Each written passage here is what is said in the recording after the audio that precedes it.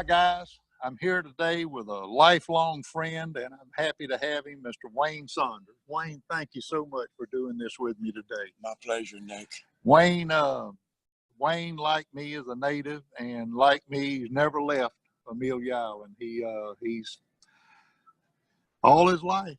I guess you went off for a little while to California. Yeah, moved up there for a little while, then moved to Carolina for a little while, but the island calls. Yeah, that was me. I went to the military for a little while and came back and just couldn't leave it.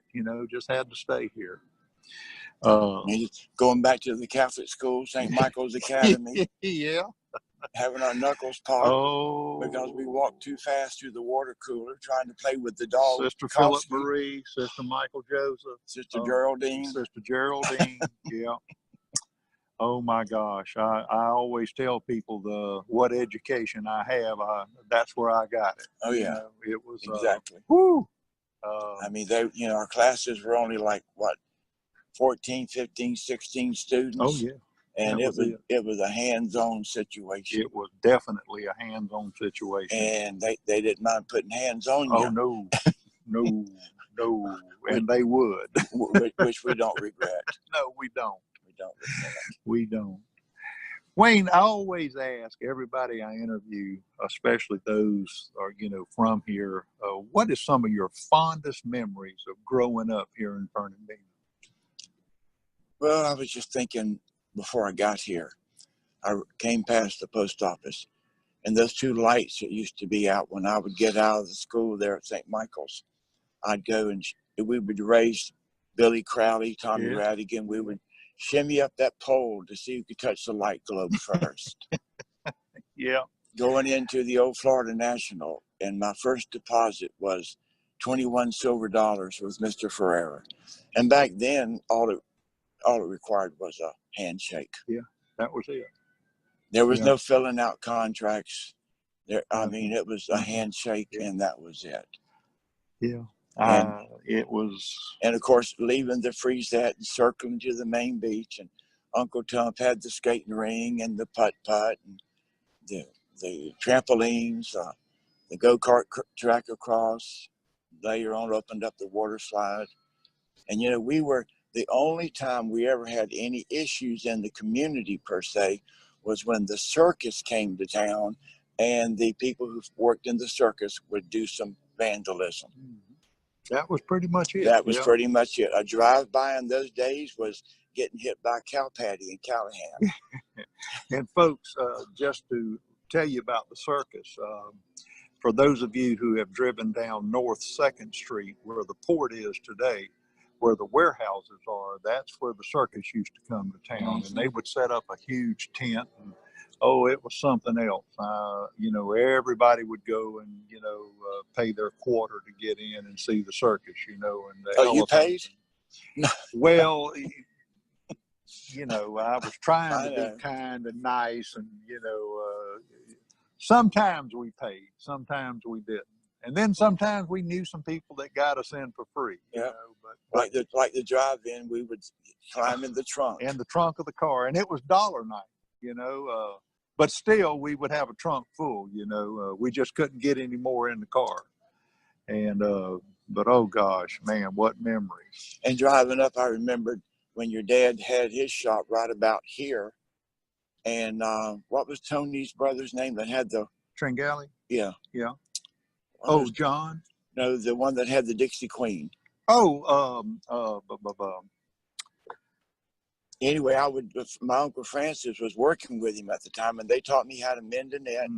Then I'd have my hand line, put a piece of chicken on it, and go out there and catch a turtle, pull him up, get it out of his mouth, and let him go. And that was just part of growing up here. Turtles were never hurt. Then you have a bunch of people that come down here now. And I remember all the break-ins. So we moved out to the beach in '57. And I remember all the break-ins they would have. People, when you could drive on the beach, they'd back up to a house. And not everybody, it wasn't all locals who did the vandalism. But then when the Turtle Watch came about, which I don't have a big problem with, but they painted all the lights black so that as though God didn't know what to do with the turtles to get them back in the water. I'm sorry, I lived on this beach all my life, and I have never once me either. hit a turtle on the road, nor have I seen one. Now, maybe a little land gopher.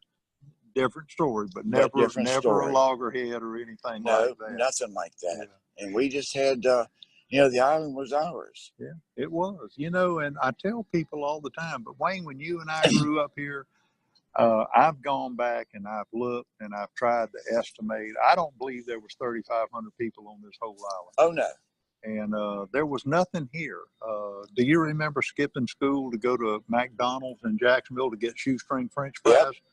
Did that, and I remember when the first Burger King opened up across from the theater, from the old Quatanut Theater. Yep. And for like 20, we could get a hamburger and French fries and a shake for like 35 cents. Yeah. And people don't, you tell people, and it was a walk up. You just walked up to the window and told them what you wanted. But the reason that happened was a lot of people don't realize it, but Burger King started in Jacksonville, Florida. And I think one of the very first franchises they had was right here in Fernandina. And so that's why we had a Burger King here in Fernandina Beach. Right there where Mr. Becker later on built his pharmacy. Becker's drugstore. Wayne, I know you were a big surfer. And one of my main reasons wanting to talk to you today was about surfing here in Fernandina. In fact, I know that you were so big into surfing that you actually moved and went to Huntington Beach, California. But tell me a little bit about surfing. I know I tried it back when I was a kid, and after about 1,000 falls and busting my butt, I decided that wasn't for me. Well, it all started with Ted Walsh. Yeah.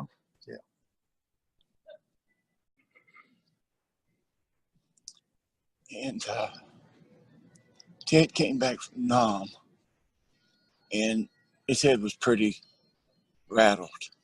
Yeah.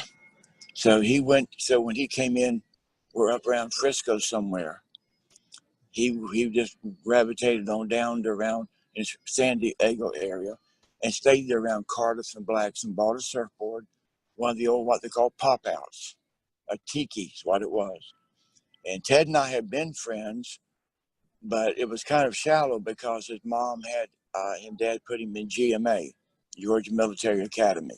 So he wasn't growing up here with all of us. He was there. And so when Ted came back and, make contact with him, we would he would let me use his board with him. And after about every 45 minutes, we'd have to stick it up on his nose for it to drain, because it got so heavy we couldn't pick it up because it was leaking the fin. I mean, it was the days of the square wheel. And I just stuck with it. And Charlie Coleman had his I think his first shop over on Norwood Avenue, across from the old Tropical Teen Club that we used to go to every weekend. And there was a band there, Little Robert and the Lemon Twisters. But we'd go talk with Charlie, and I bought my first board there. It was like $129, a Gordon Smith banana model. And it just kind of rolled from there. I wasn't into the contest and everything. It was just a passion. Well, I know there was a lot of guys into surfing and a couple girls into it. Yep. And I think one of the first surfboards that I ever tried, I cut it at the boatyard on a piece of plywood. And if you wanted to just belly surf, I call it, catch a wave, you could do that with that board, and it was a lot of fun. But to get out there on one of those boards that floated and think you were going to stand up and, do all the stuff, like you would see them do, I couldn't do it. And I'm too old and too brittle today to try it. But do you still surf at all? Nope. I hadn't surfed probably about 10 years, but every time I watch him out there, goes through the motions. I'm there. Yeah. I'm there. I mean, I started when I was maybe 15 years old, and went for about 12 years. And about lost my life one time in Huntington, got knocked out on a big wave, and an old boy we used to call Wolfman Jack. He looked just like the Wolfman Jack out of the radio show from guy. WLS. And I had a free fall in the wave and hit there and put like 44 stitches right there and knocked me out. And I just felt a hand on my back of my little wetsuit top that pulled me up out and had laid me across the board till I came back to. And that Huntington in those days were tough. I'm in constant communication still, like with Bob Bolin, who had Greek surfboards out there, and I'm gonna have him on Facebook. And Bob, we have a story that Bob came over for about 2 weeks one time because we were selling a lot of his boards there at the shops that Terry McKendry had. And we went to a little Penny's where you could get a big breakfast and coffee for 99 cents back in the day. And the woman asked him if he would like some grits, and he said, "How many do I get?" Well, that little redneck waitress thought that he was being smart, and she was fixing to climb plowing. And I said, "Ma'am, he's from California. They don't know what a grit is." And then she got the hair on the back of her neck kind of laid down a little bit. But that was, we were really fortunate, Terry having gotten out there first and made some communications, and he was managing the shop for Greek at the time.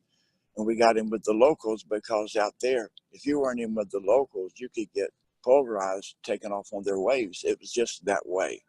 I mean, they were ruthless because they were what they call soul surfers. They weren't out there to show off or anything.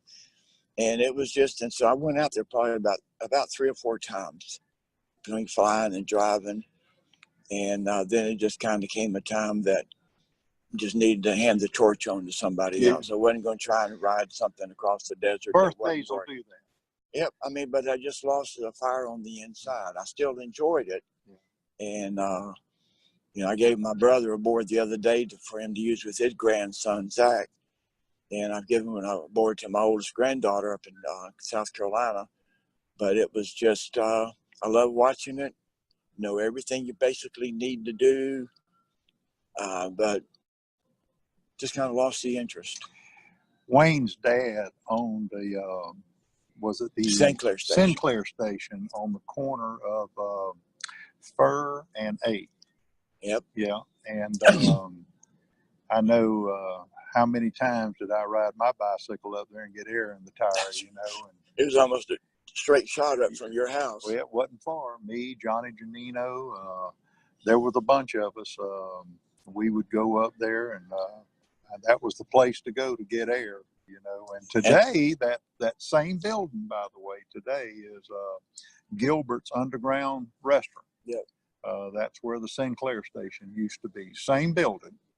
And so a lot has happened. My wife and I went in there one day for a sandwich, and the waitress came over, and I said, "I can tell you what's behind that door over there."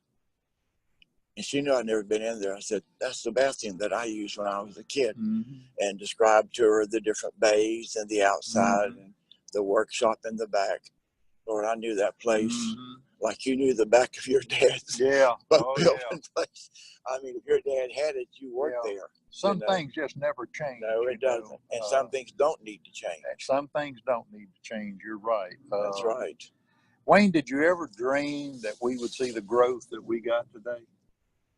No. I was told one time about a real estate deal by Mr. Ebert Phillips. Oh, yeah, I remember that. Ebert. One of the old locals out there at Amelia was called by a title company in Jacksonville and was offered that land that is the south end for like $28,000.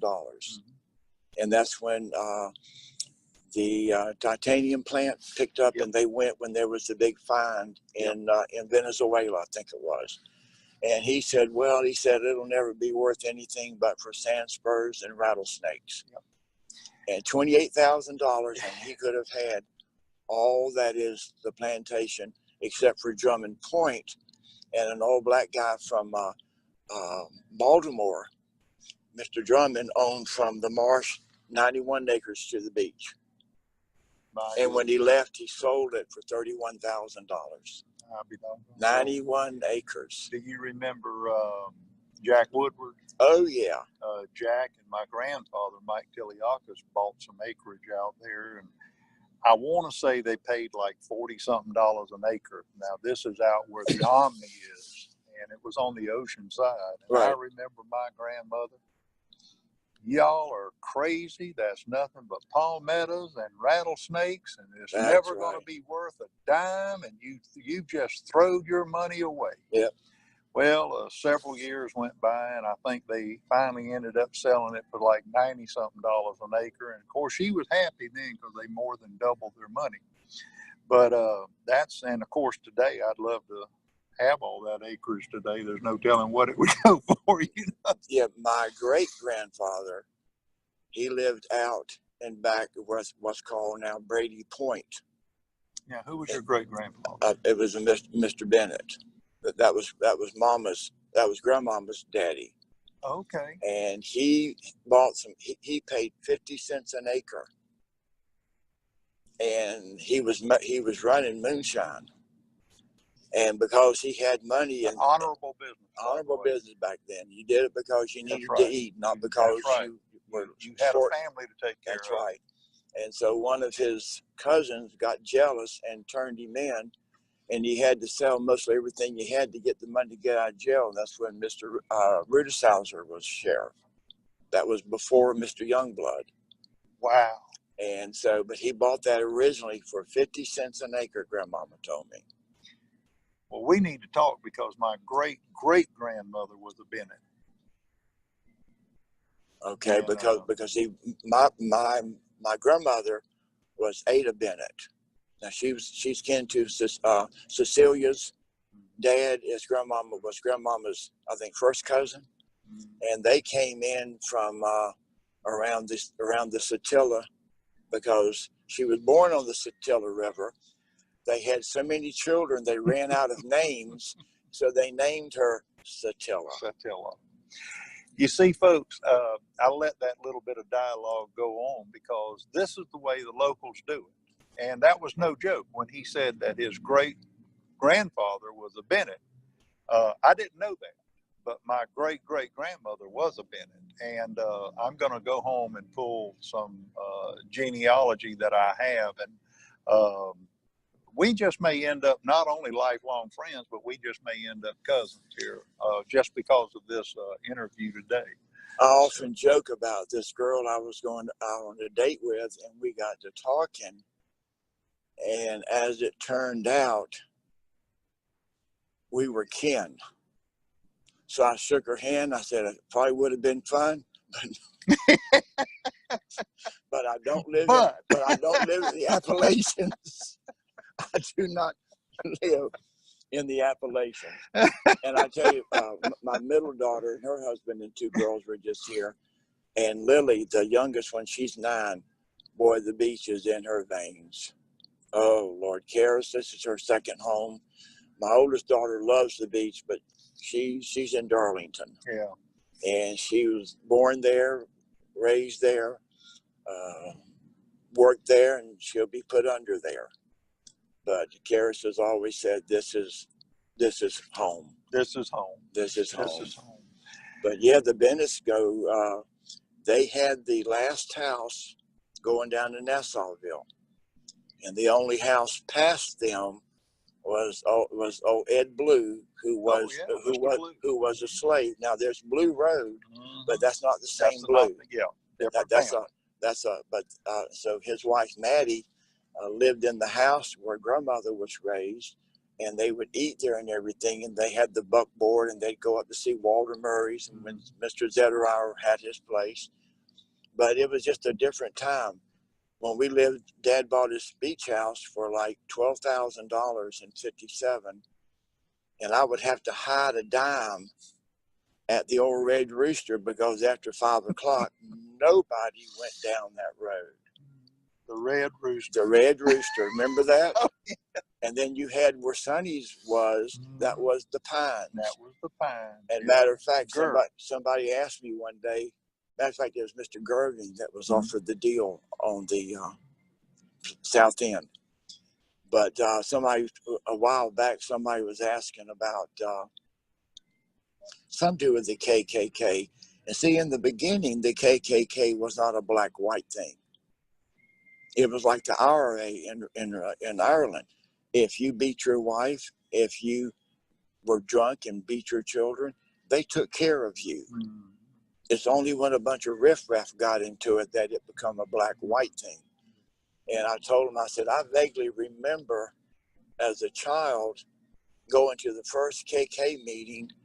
W. Barber let them have this flatbed, and they put it right on the side of the road where Sonny's is, right in front of the pines. Yeah. And Marshall Rowland and them had their band up there. Playing music. And I said, I remember being there, and it was like the week after, 2 weeks after, in the Ferndale News Leader, they came out and said that it was the 50-year anniversary from the first KKK meeting in town. And of course, you were probably there with us when we stood on the wall and watched Cumberland. Oh yeah. The Dungeness. Oh gosh, yeah. We sat right here on these docks and watched Dungeness. The whole sky over there was just red glow. And the night that burned, and then also the night that Sarah Alice's house burned. Yep. And we went, of course, I've done a session on Sarah Alice, but we went over there the next day with Dr. Bailey Dickens, and but her body's never been found at all. My mom knew several people involved in that situation. Before she passed, she said, Wayne, I'll tell you who did away with that woman. And that'll go with me to my grave. But it was back then, the suspicions were very high. It was not something that was elusive. And of course, those people are probably already gone by now, because Mom passed about 4 years ago. She was like 86. Yeah, Wayne's mother, I can tell you guys right now, Wayne's mother was just absolutely just one gorgeous, knockout gorgeous lady. I always thought to myself, I would see these stars in Hollywood and I would think, Miss Saunders could go to Hollywood and she could knock them all down, every one of them. I used to introduce her as my sister. And she would get so tickled, Nick. She would get so tickled, but she was, but having been raised in the country the way there was a lot of things she had to overcome, because back then they did not know gentleness and meekness and kindness. It was all about take care of business and survive till the next day. So in her later years, she really began to mellow out, which was good, and got to enjoy great grandchildren. And so, it was a good time. I mean, the islands is a memory box for us. It is. It's a time machine. And, a lot of times I tell people I feel like I'm in a time warp, that, I don't care how much it changes, because when I ride down the street, I don't really look at the changes so much. I look at, I remember what was here and the way it used to be. So that to me, I mean, that's the time warp that I live in. And it's just like doing these series, we're doing these series because I'm passionate about just for the old timers like you and I to bring these memories back, but for the newcomers so they will know what it was like to grow up here in Fernandina back in the 50s and 60s. And, just a point, during the winter, we would rent a house on the beach, and it was around $35. Yep. And during the summer, you could rent any house on the beach for $100. Yep. But you won't do that anymore. No, but it was just easy living. It was easy going. The stores, Pete Pappas and all those places, they didn't even lock the back doors. Didn't need to. The only time you had to watch anything was when the circus came. Yeah, that's right. And we're not picking on circus people, but that's about it. That's just the way it was. And like we were saying, a lot of the people, the locals, have gotten so lazy that they've let a lot of out-of-staters, out-of-towners come in and take over our island. Yeah. And I don't mean to be offensive, but I'm just being straight. And I told somebody the other day, I said, what really, coming from the shrimping and the boat building world, what really bothers me is the waterfront. And, I'm afraid that before long, the only shrimp boat we're going to have is in a photograph or a painting, and that's sad. It You is. know, it's very sad, and but I see it coming, and I don't know what can be done about it. I guess nothing now. You know, all the waterfront property pretty much is gone, but you know, that's the way it is. But for us that have grew up here, I know Mom, she wasn't the manager. She worked at the first welcome station that Right. they had here, and Uncle Francis Yep. ran the docks. He did. And then then you got on with the fire department. Yep. And, Yeah, I worked with him for 25 years. Yep, and Francis told me one time when he was working on the Dixie Queen with Joe Trinko. Joe, there you go. They were coming in one time there in front of the fort, and they were like cleaning off the deck and everything. They had pulled the nets up, and it was kind of rough. And he fell off the boat, and it was dark. And he said, "Nobody saw me fall off, Wayne." He said, "But as it went by, I kind of got swept around the back, and I was able to grab the netting, and I pulled myself back up on the boat." God bless him. If he hadn't, well, I mean, it would have been all over because that current travels at what, like around 11 knots, 12 knots? On a half tide, it's 6 knots. So I imagine on a full tide, yeah, it would be around 10 anyway. Well, Wayne, I certainly have enjoyed this, brother. Right, me too. I tell you what. And I'm going to go ahead and push the limits and say thank you, cuz. Hey, because it just might be that we've ended up being cousins. If you had Dennis in your background, we were part of the only Bennetts that came to town. They were, and she lived in Camden County. So who knows? You know, it could be. But you know, I really appreciate you know, the stories today, and that's what this whole series is about: is the stories and you know the way the island used to be. And I hope, for a lot of you old timers, you can sit back and say, my gosh, I remember that, or, you know, that's the way it used to be. This is the way I remember it. And for you newcomers, I want you to say, wow, I didn't know that. You know, I can visualize that, or I can see that. And it was easy living. It was. It was. Now, we didn't recognize the fullness of it at the time, but we'd leave the freeze there, go to the beach, make the circle, come down here, circle that dock, and back to the freezette. Yep. And all the locals were hanging out. Billy Griffin and all of them boys was there. Yep. And I mean, it was, you know, for somebody in the big city, they would turn their nose up at it. Yeah. But that was it. I mean, that was our life. That's what we did, you know, and it was good. I wouldn't trade it for anything. Oh, no. And, you know, if I had to go back and do it all over again, I wouldn't change a thing. You know, that's the way it is. Yeah. I mean, I thoroughly enjoyed growing up here. And would do it all over again. It's home. Yeah, me too. It's home. Well, folks, we got some more interviews coming up this week, and I think 4 more. And we'll have this one posted before long. And we'll see you on the road. Until next time, God bless.